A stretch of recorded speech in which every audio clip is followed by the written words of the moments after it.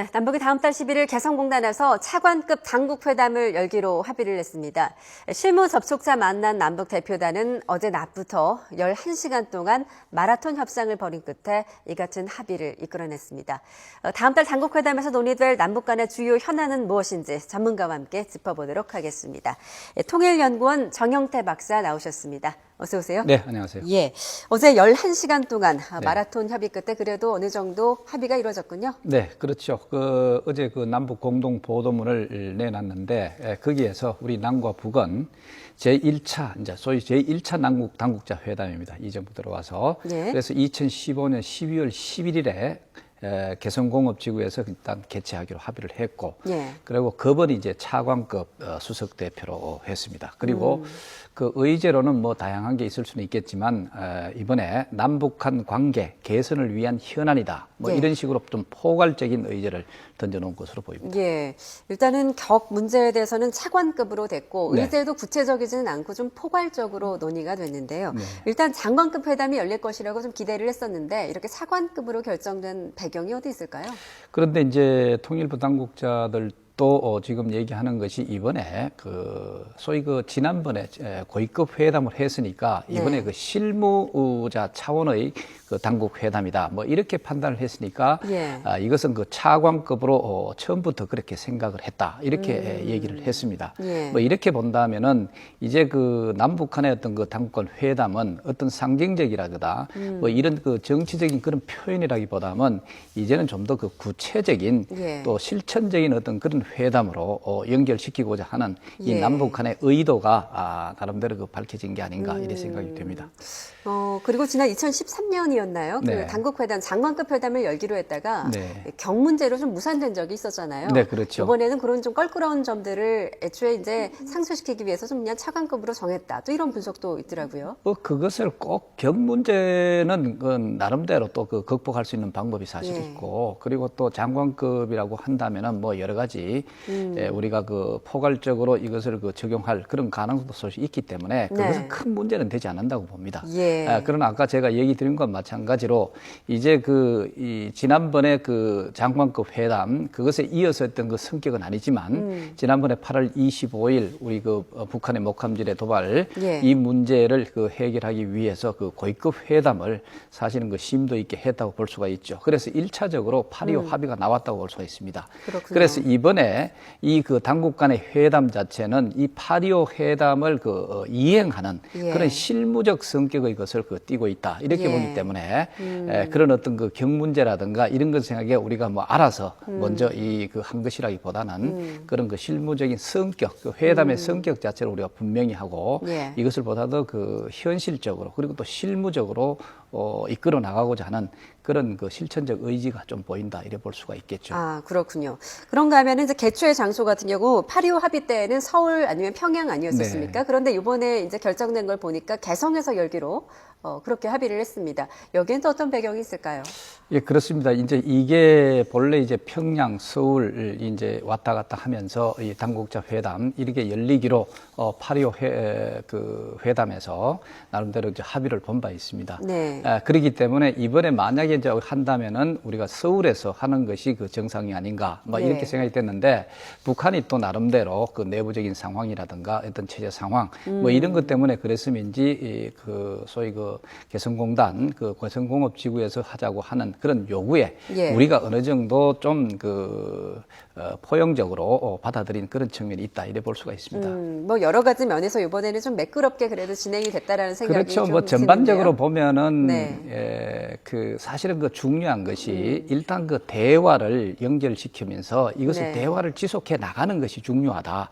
그 대화 속에서 우리가 여러 가지 문제가 있을 때는 거기서 해결하는 그런 방도를 찾아낼 수 있다. 예. 그거 하는 것이 박근혜 정부 들어와서 상당히 중요하게 생각한 나름대로 원칙이라고 볼 수가 있죠. 뭐 예. 그렇기 때문에 여러 가지 자질구레한 어떤 그런 것의 어떤 그런 차이 이런 것을 우리가 결렬시키거나 예. 이 대화를 중단하기보다는 가급적 실무적으로 예. 이것을 좀 대화를 유지해 나가는 거기에서 해결해 나가는 그런 모멘텀을 발견하자. 뭐 이런 차원에서 일부는 좀 양보하는 그런 좀 그 넓은 나름대로 그 포용적인 태세가 보였다 이래 볼 수가 있습니다. 예, 뭐 이례적으로 이제 당일날 합의가 나온 것도 좀 네. 이례적이라고 볼 수 있고요. 그렇죠. 그런데 이번에 이제 8.25 합의 이후에 우리 측에서 이제 당국 회담 실무 접촉을 열자 3번이나 제안을 했지만 그동안은 묵묵부답이지 않았었습니까?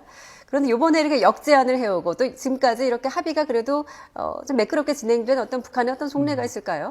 예, 그거는 뭐 우리가 제의를 했을 때 북한이 만약에 그걸 수용하게 되면은 이 앞으로의 남북한 관계 개선을 위한 이 회담이라든가 이 대화를 소위 그 대한민국이 이끌어간다, 주도한다 하는 그런 인상을 줄 수가 있다, 또 받을 수가 있다 이런 판단을 했음인지 일단은 북한이 기본적으로 자기들이 이러한 대화라든가 회담을 소위 그 이끌어간다, 주동적으로 저들 말 표현은 주동적으로 해 나간다는 그런 것을 그 나름대로 그 행태로 보여왔습니다.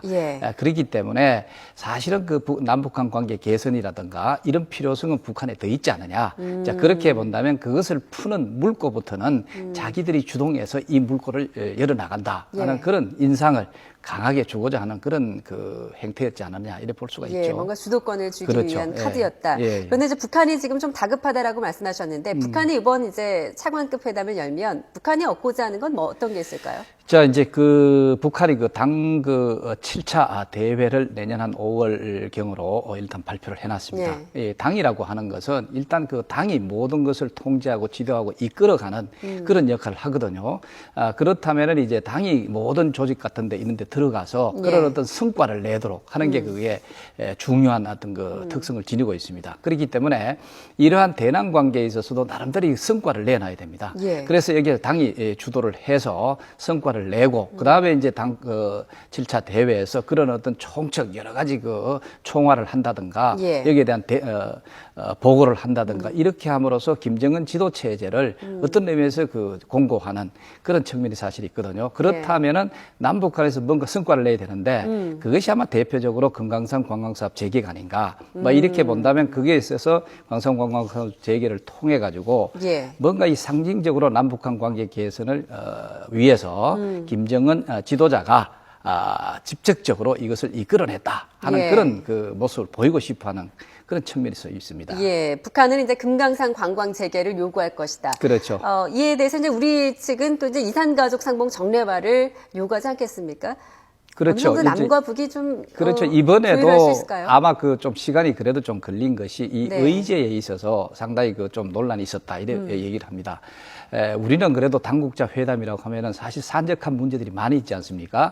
이것을 좀 포괄적으로 다루는 또 그 중에서도 가장 우선적인 소위 인도적인 문제, 남북한 이산가족 상봉 행사를 이걸 정례화한다든가 보다 더 그 제도적으로 이것을 그 자리를 굳히려고 하는 그게 사실 있는 반면에 북한은 뭔가 실질적인 그런 것을 받아내고 싶어 하는 거죠. 그게 바로 금강산 관광 사업을 재개를 해서 그것이 또 원산에 또 관광 사업과 연결을 시키면서 뭔가 이 관광 사업을 발전시키는 모멘텀을 이끌어내고자 하는 그런 측면이 있거든요. 그래서 금강산 관광 사업 재개 여기에만 이 초점을 뒀다. 뭐 이런 식으로 볼 수가 있죠. 그렇다면 이제 남과 북이 어느 정도 이제 서로의 카드를 하나씩 주고받는 어떤 빅딜이 이루어질 가능성도 이번에 좀 있을까요? 글쎄요, 이걸 이제 놔두고 같은 레벨에 놓고 빅딜을 한다 이렇게 보기는 사실 어렵습니다. 왜냐하면은 이산가족 상봉 행사는 이산가족 상봉 행사는 인도적인 차원의 문제거든요. 그것은 그 차원에서 여러 가지 뭐 보상이라든가 이런 게 있을 수는 있겠지만 그것을 금강산 사업 재개와 그 빅딜로 연결시키는 곤란하다. 왜냐하면 금강산 관광 사업 재개 자체는 그 자체 분명한 원칙이 있습니다. 예를 들어서 거기서 이제 박광자씨 사건이 있고 거기에 대한 뭐 사과라든가 그리고 재발 방지라든가 이런 것을 앞으로 발전 방안이라든가 이런 것을 받아내고 그 다음에 보다 더 발전적으로 이 금강산 관광 사업을 재개하는 그런 고유의 특성을 갖고 있기 때문에 빅딜이라고 하는 그런 형태로 가기는 어렵지 않겠느냐 생각이 듭니다. 더구나 이제 우리 같은 경우에는 북측의 요구인 금강산 관광 재개 문제를 들어주기 위해서는 우리의 이제 선결 그 조건 요구는 오이사 조치 문제 아니었습니까? 그렇죠. 그 오이사 조치 문제도 그렇습니다. 뭐 이번에는 우리 그 대변인이 밝힌 바에 따르면은 오이사 조치 문제는 없었다고 얘기해요. 그렇기 때문에 북한이 이게 오이사 조치 해제라고 하는 하는 그 자체는 어디까지나 정치적인 구호에 예. 상당히 그 불과한 그런 것으로 볼 수가 있습니다. 왜냐하면 그 구호를 먼저 내놓고 그것을 여러 가지 회담이라든가 대화를 선점하는 예. 그리고 또 남북 간 관계를 이끌어가는 그런 모습을 보이거든요. 자, 그렇기 때문에 이번에 그 얘기가 안 나왔다고 하는 것은 그만큼 북한이 금강산 관광 사업 재개라는 아주 좁혀서 예. 뭔가 일정한 실천적인 그런 그 목표를 달성하겠다라고 예. 하는 그런 의지가 강했지 않았느냐 생각이 듭니다. 그렇군요. 그렇다면 우리 측에서는 좀 어떻게 해야 될까요? 그래도 의사조치 해제를 좀 완화하는 그 조건을 들어주려면 선결 조건인 사과를 좀 받아내야 할 것 같은데 그 문제에 대해서는 어떻게 보십니까? 글쎄, 그 오이사 조치 해제 문제는 저는 오히려 그 해제 그 자체가 여러 가지 그 선결 조건이라든가 그건 분명히 그게 다 원인이 사실 있었죠. 천안함 폭침이라고 하는 북한의 예. 분명한 그 잘못된 행위가 사실 있었죠. 여기에 대해서 사과, 재발 방지라든가 이런 것들이 분명히 있지 않고는 우리 예. 국민들이 이것을 용인하지 않습니다. 예. 그렇기 때문에 그렇다면 이제 오이사 조치 문제가 어느 정도 장애물이 된다면은 그 조치 자체의 어느 정도 융통적으로 융통성 있게 이것을 네. 적용하느냐, 이 적용의 문제를 좀 더 포용적으로 이 해 나간다고 한다면 큰 문제는 사실 안 되리라고 봅니다. 그렇기 때문에 뭐 금강산 관광사업 재개라든가 이미 거기에 실제로 엄격하게 적용하면은 저촉이 되는 문제들조차도 이미 우리 많은 것을 풀어놓고 있습니다. 예. 자, 그렇기 때문에 오이사 조치 해제라고 자꾸 이 주장하는 그것은 어떤 의미에서 정치적 구호다. 이렇게 볼 수가 있죠. 그렇군요. 이번 회반 이제 다음 달 11일에 차관급 회담이 열리는데 네. 그 단 한 번의 회담으로 또 이 많은 그 남북 간에 쌓였던 이 산적한 현안들을 풀 수 있을지도 좀 의문입니다.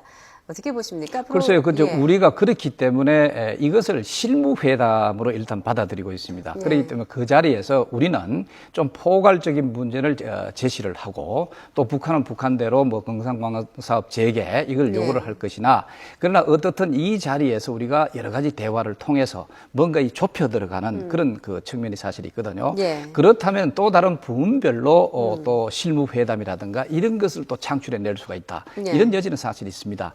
그렇기 때문에 우리는 이제 박근혜 정부 들어와서 이 대화라고 하는 것이 상당히 그 결핍된 측면도 있고 예. 그 다음에 앞으로 이 통일 문제라든가 남북한 관계 개선이라든가 이런 것을 예. 이끌어가기 위해서는 이 대화의 불씨를 소위 그 차이에도 불구하고 어느 정도 양보하면서 대화의 불씨를 이어나가야 된다고 하는 예. 기본 정신은 사실은 그 지킬 필요가 있지 않느냐는 생각이 예, 지금 이제 북한 측에서 좀 적극적으로 나오고 있고요. 어떤 네. 남북 대화의 의지를 좀 보이는 것도 같은데 네. 이번 차관급 회담을 또 시작으로 해서 장관급 회담 그리고 더 장기적으로는 남북 정상회담까지도 좀 기대를 할 수 있겠습니까? 그래서 이제 그것까지는 이제 포괄적으로 예. 사실 얘기하기는 어렵겠으나, 그러나 이제 이것을 기점으로 해가지고 보다 더 큰 당국자 회담, 그것이 이제 장관급 회담이 될 수가 있겠고, 예. 그 다음에 그것에 더 나아가지고, 실무적인 어떤 성격에 있어서는 정상회담도 우리가 말아야 되지 않겠느냐 하는 이런 측면에 있어서는 뭐 우리가 노력하고 또 북한이 나름대로 그 노력에 대한 진정성, 이해라든가 이런 것을 통해서 뭐 정상회담까지도 논의가 가능하지 않겠느냐 하는 생각인데, 그러나 너무 빨리 예. 그것을 또 예단하기는 어렵지 않겠느냐 하는 생각이 듭니다. 알겠습니다. 지금까지 통일연구원 정영태 선임연구위원이었습니다. 말씀 잘 들었습니다. 네. 예.